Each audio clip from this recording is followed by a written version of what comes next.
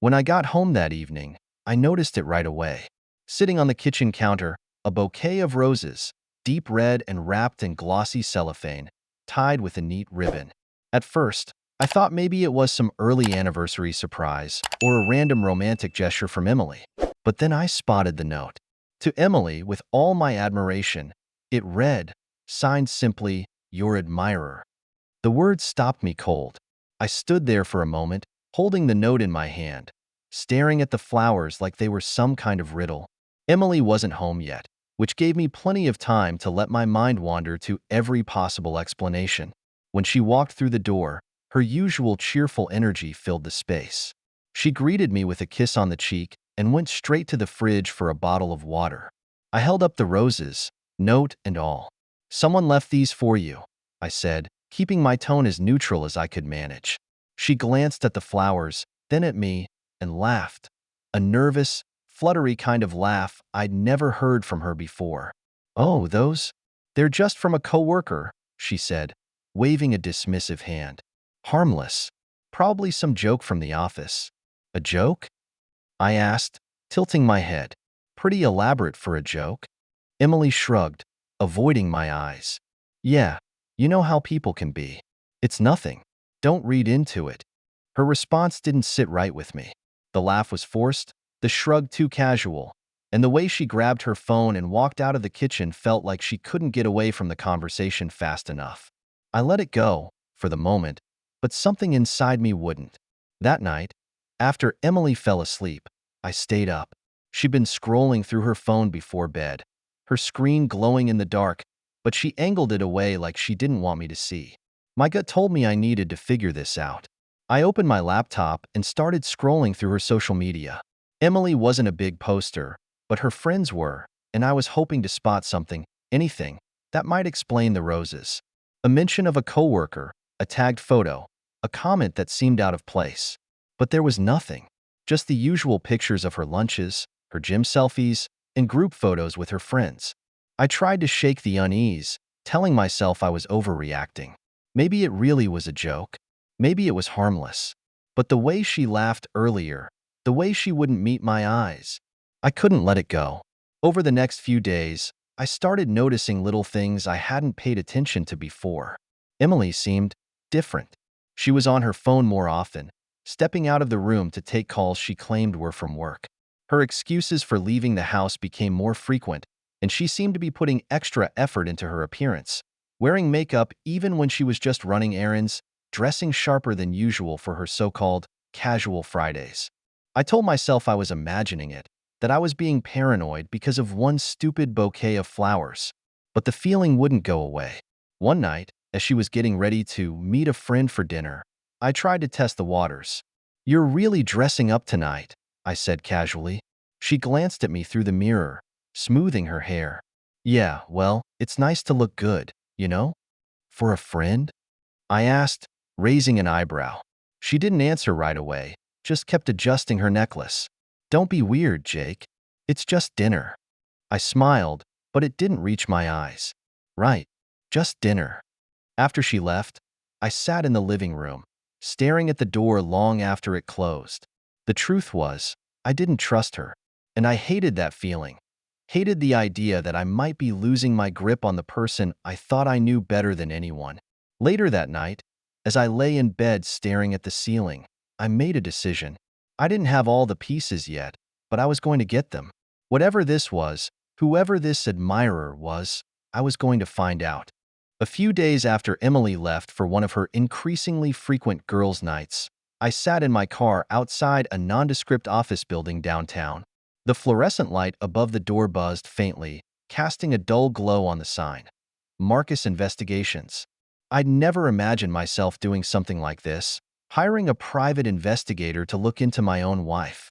It felt invasive, almost wrong, but I couldn't shake the feeling that Emily wasn't being honest with me. I had tried convincing myself that the roses were just a fluke, but her behavior since that day had left me with more questions than answers. If she wasn't going to be straight with me, I needed someone who could get to the bottom of it. Inside, the office smelled faintly of coffee and old paper. Marcus, a grizzled man in his mid-50s, sat behind a desk cluttered with files and photographs. He looked like the kind of guy who'd seen it all, calm, detached, and unflinching. He didn't waste time on pleasantries. "So, what exactly are you looking for?" he asked, folding his hands on the desk. I hesitated, feeling a knot tighten in my chest. Saying it out loud made it feel real. "I think my wife's seeing someone," I said finally. "I just need to know the truth." Marcus nodded like he'd heard those words 1,000 times before. "Got it. Any specific details I should know? Suspicious behavior, places she goes, people she's close to?" I told him about the roses, her secretive phone calls, the sudden excuses to leave the house. "She's mentioned a coworker here and there," I added, "but nothing that seemed like a red flag. At least, not until now." He scribbled a few notes, then leaned back in his chair. "All right. I'll need some basics, her usual schedule, a recent photo, make and model of her car. We'll start with surveillance and see what turns up." I slid a photo across the desk, my fingers trembling slightly. "How long do you think it'll take?" Marcus shrugged. "Depends on how careful she is. Some people don't bother hiding anything. Others, well, they're better at covering their tracks. Either way, we'll find out." The waiting was the hardest part. Every day, I went about my routine. Work, errands, small talk with Emily, while the weight of suspicion pressed down on me. Marcus sent occasional updates via text, but they were frustratingly vague. Following a lead, one message read, "We'll have more info soon." It was about a week later when Marcus called me. His voice was calm but firm, like a doctor delivering bad news. "You were right to trust your instincts," he said. "Your wife's been meeting someone." My stomach dropped. "Who?" I managed to choke out. "That's the interesting part," Marcus said. "She's been visiting a cabin about 30 miles out of town. Pretty secluded. She's met the same man there 3 times this week." I gripped the phone tighter. "Do you know who he is?" "Not yet," Marcus replied, "but I do know he's married." "I'll keep digging." A married man. The revelation hit me like a punch to the gut. Not only was Emily betraying me, but she was doing it with someone who had just as much to lose. It didn't make sense. What was she thinking? Did she think I'd never find out? That night, as Emily slept peacefully beside me, I stared at the ceiling, my thoughts racing. I couldn't help but replay every moment of our relationship in my head, looking for clues I might have missed. When had things started to go wrong? Was it my fault? Was there something I hadn't done? Something I hadn't been for her? But no matter how much I tried to blame myself, I kept coming back to one simple truth. She had chosen this. Whatever her reasons, whatever excuses she might come up with, she had made the decision to lie to me, to go behind my back. And now, I had to decide what to do about it. A few days later, Marcus called again. This time, he sounded more certain, more serious. "I have an ID on the guy she's meeting," he said. "It's someone you know." My heart sank. "Who?" Marcus paused for a moment before answering. "Eric." The name hit me like a freight train. Eric. My brother. I couldn't speak. My mind reeled, flashing back to years of strained interactions, awkward silences, and unresolved tensions. Eric and I had never been close, not since the fallout over that business deal years ago. But this was something else entirely. "I'm sorry," Marcus said, breaking the silence. "I know this complicates things." Complicates things? That was putting it lightly. Not only was my wife cheating on me, but she was doing it with my own flesh and blood. The betrayal felt like a knife twisting in my gut, and the anger that followed was white-hot, blinding. I clenched the phone, my jaw tightening. "Keep following them," I said. "I need everything." "Will do," Marcus replied. "Hang in there." But as I hung up, I knew there was no hanging in. The time for waiting was over. If Emily and Eric thought they could keep this from me, they were about to find out just how wrong they were. The morning after Marcus's call, I sat at the kitchen table, staring into a cup of coffee that had long gone cold. My thoughts were a tangled mess of anger, disbelief, and something I couldn't quite name. Grief, maybe, for the life I thought I had. Every moment with Emily now felt tainted, every shared smile and laugh a bitter lie. And Eric, the idea that my own brother could do this to me churned my stomach. I needed answers, and I needed them fast. Later that day, Marcus sent me an email with the evidence he'd gathered so far. Photographs, timestamps, detailed notes, it was all there. I opened the first picture, my hands trembling slightly. It showed Emily stepping out of her car in front of the cabin, her head turned slightly as if she were checking for anyone nearby. A few images later, there he was, Eric. His face was unmistakable, even after all these years. I stared at the screen, trying to reconcile the man in the photo with the brother I once knew. Eric and I had grown up close, inseparable as kids, but adulthood had driven a wedge between us. We'd gone into business together after college, a small tech venture that showed promise, until Eric's reckless decisions sank it. He walked away unscathed, leaving me to deal with the fallout, both financial and emotional. We hadn't spoken much since, but this was a whole new level of betrayal. That evening, as Emily got ready for yet another dinner with the girls, I watched her from the corner of the bedroom. She hummed softly as she applied her makeup, oblivious to the storm brewing in my chest. The sight of her so calm, so composed, made my blood boil. How could she act so normal, so innocent, knowing what she was doing behind my back? "You've been going out a lot lately," I said casually, leaning against the doorframe. She glanced at me in the mirror, her hand pausing briefly before resuming its motions. "Yeah, well, it's been a busy month. Everyone's got stuff going on." "Everyone, huh?" I asked, my voice calm but edged. "Or just you?" She laughed, but there was an unease in her eyes. "Jake, don't start.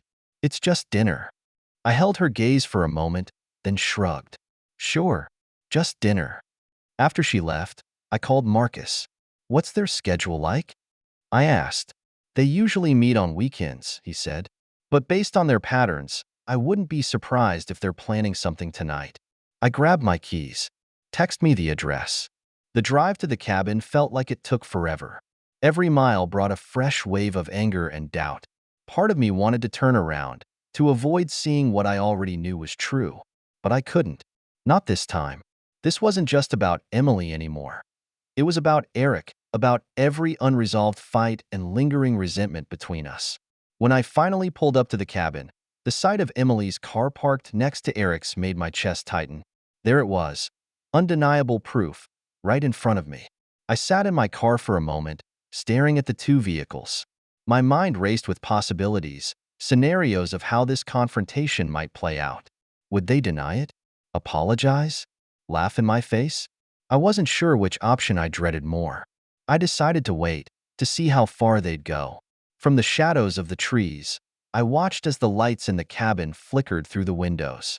The silhouettes moving inside confirmed everything Marcus had told me. They weren't just meeting, they were together. My fists clenched at my sides, and I had to fight the urge to storm in right then and there. Instead, I took out my phone and snapped a few photos. The evidence wasn't just for me. It was for the reckoning I had planned.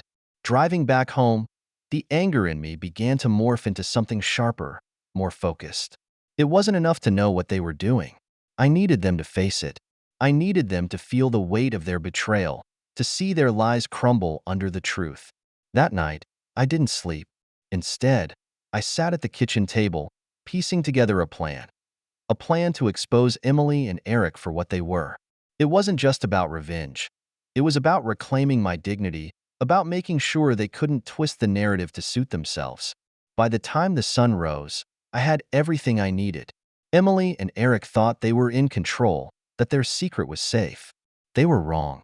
The next move was mine. The idea of a family reunion dinner came to me the morning after I saw Emily and Eric at the cabin. It was perfect, subtle enough to avoid suspicion, but bold enough to put them both in the spotlight. Emily wouldn't suspect a thing, and Eric, well, he'd never been one to turn down an opportunity to play the charming brother. I spent the day making calls, inviting close family members to our house under the pretense of mending fences. "It's been too long," I told them. "I think it's time we all sat down and reconnected." Most of them sounded surprised but pleased. Eric's acceptance, though, was the one I waited for. "Family dinner, huh?" he said over the phone, his voice as casual as ever. "Didn't think you'd want to see me." I forced a laugh. "Life's too short for grudges, right? Come on, Eric." Let's bury the hatchet. There was a pause before he replied, All right, I'm in. Perfect. The evening arrived, and Emily was busy setting the table when I suggested the idea. I invited Eric, I said nonchalantly, pouring myself a glass of water. She froze for a split second, her back to me. Eric? That's unexpected. I shrugged. Figured it was time to move past old stuff. Don't you think? She turned around with a forced smile. Of course. That's really mature of you, Jake. The slight tremor in her voice told me she was anything but comfortable. When everyone arrived, the atmosphere was warm, almost nostalgic. My parents were there, along with a few cousins and their spouses. Eric walked in last, flashing his signature grin. Emily greeted him with just enough enthusiasm to seem normal, but I caught the flicker of unease in her eyes. Jake, Eric said, clapping a hand on my shoulder. Good to see you, man. You too, I replied, keeping my tone light. It's been too long. Dinner was a carefully orchestrated dance. I steered the conversation, throwing in subtle jabs about loyalty and trust. You know, I said at one point, raising my glass, it's funny how the people closest to you can sometimes be the ones who surprise you the most. Emily's hand tightened on her wine glass, and Eric's smile faltered for just a second. I could feel the tension building, like a taut wire ready to snap. When dessert was served, I stood up, tapping my glass to get everyone's attention. Before we dig in, I just want to say a few words. It means a lot to me to have all of you here tonight. Family is everything, right? And I think it's important to be honest with the people you care about. Emily shifted in her seat, her face pale. Eric avoided my gaze, suddenly fascinated by his fork. I've been thinking a lot about honesty lately, I continued, my voice steady, and how sometimes the truth has a way of coming out, no matter how hard people try to hide it. I reached into my pocket and pulled out a small remote, pressing the button to activate the TV behind me. The room fell silent as footage from the cabin played on the screen. There was Emily, stepping out of her car, and then Eric, meeting her with a hug that lingered far too long. Gasps erupted around the table. Emily's wine glass slipped from her hand, shattering on the floor. Jake, what is this? She stammered, her voice trembling. You tell me, Emily, I said, my tone ice cold. Or maybe Eric wants to explain. Eric shot to his feet, his face a mixture of anger and panic. This is insane. You're spying on us? I took a step closer to him, my jaw tight. Spying? Call it what you want. I call it the truth. The room buzzed with shock and murmurs. My mother's face was frozen in disbelief, while my father shook his head, muttering under his breath. Emily tried to speak, but her words came out in fragments, a pitiful attempt to deny the undeniable. Jake, please, it's not what it looks like, Emily began. It's exactly what it looks like, I snapped, cutting her off. You've been sneaking around with my brother. Did you think I wouldn't find out? Eric tried to regain his composure, stepping toward me.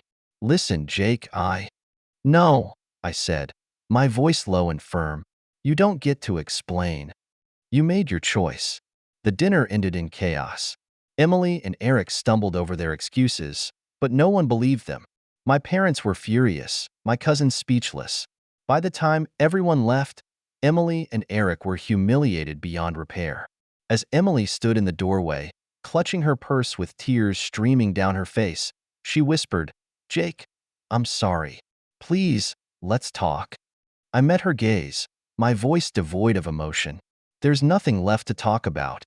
She hesitated, then walked out into the night, leaving the door and our life together wide open behind her. When the house was finally silent, I sat alone at the table, staring at the remnants of the evening. The betrayal still stung, but for the first time in weeks, I felt a strange sense of relief. The truth was out, and now I could finally begin to move forward. The days after the dinner were a whirlwind of finality. Emily moved out that weekend, her things hastily stuffed into boxes as she avoided eye contact. I didn't help her pack. I didn't say much, either. What was there to say? She knew what she'd done. Words wouldn't fix it, and I wasn't interested in her excuses or apologies anymore. Eric? He was radio silent. No calls, no texts, nothing. I wasn't surprised. That was his style. When things got tough, he ran. But this time, there was nowhere for him to hide. First, I filed for divorce. My lawyer, a no-nonsense woman named Carla, had seen cases like mine more times than she could count. She listened to my story with a mix of professionalism and quiet anger on my behalf. "You have the evidence," she said, flipping through the photos and videos Marcus had collected. "This is going to make things very straightforward. You're entitled to everything you've worked for." That was all I cared about. I didn't want revenge anymore, not legally, anyway. I just wanted my name cleared and my life back.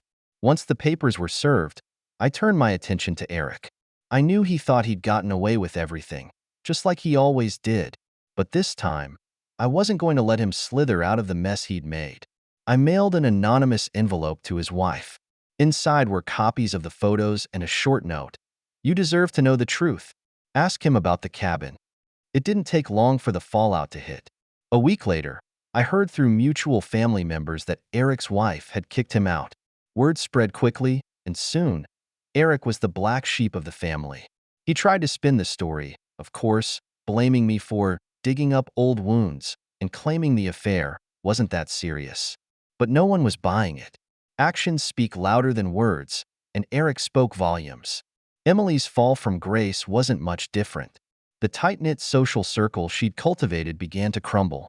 Mutual friends stopped returning her calls, and her once busy social calendar emptied out. It wasn't just the affair that turned people against her. It was the deceit, the way she'd lied to everyone around her. People don't like being made fools of. She tried reaching out to me a few times, mostly through texts. The first one was short and desperate. "Jake, please, can we talk?" I didn't reply. The next one was longer, full of promises to change and apologies I didn't believe. Still, I didn't reply. The last one, sent weeks later, was angry, blaming me for ruining her life. That one made me laugh. The audacity of it, acting like her actions weren't what brought her down. I deleted the message without a second thought. Selling the house was bittersweet. I'd poured years into making it our home, but staying there felt impossible. Every corner held memories of a life that no longer existed. So, I packed up, put it on the market, and moved to a small apartment in the city. It wasn't much, but it was mine, free of ghosts and lies. One evening, a few months after everything had settled, I sat on my new balcony with a beer in hand, looking out over the lights of the city. For the first time in what felt like forever, I felt calm. The anger, the pain, even the lingering doubts, they were fading. In their place was a quiet sense of freedom. I thought about the lessons I'd learned. Trust is fragile, and betrayal can come from the people you least expect. But more than that, I realized the importance of standing up for myself, of not letting anyone else dictate my worth. Emily and Eric had tried to break me, but they didn't. If anything, their betrayal had made me stronger. Life didn't immediately become perfect, but it became simpler, and that was enough. I reconnected with old friends, started picking up hobbies I'd abandoned years ago, and even went on a few dates. Nothing serious, but it felt good to take those first steps towards something new. As I sat there on that balcony, the cool night air brushing against my skin, I raised my beer to the stars and smiled. For the first time in a long time, I felt like myself again.